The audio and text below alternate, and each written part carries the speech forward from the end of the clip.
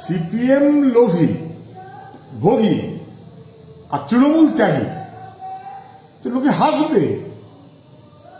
2011-তে কার কি সম্পদ ছিল নির্বাচিত প্রতিনিধিদের, আর 2019-এ কি হয়েছে? চ্যালেঞ্জ করছি, প্রকাশ করুন, তাহলে বুঝতে পারবেন কে লোভী আর কে ত্যাগী। বামেদের সঙ্গে তুলনা করার কথাটা ভাবা ওনাকে ছাড়তে বলুন। 10 জন্ম ঘুরে আসতে লাগবে মমতা ব্যানার্জির, এক জন্ম ছেড়ে দিন, 10 জন্ম ঘুরে আসতে লাগবে। ব্যানার্জি পরিবারের সম্পত্তি বাড়তে বাড়তে কোথায় গিয়ে পৌঁছেছে? কার হিম্মতে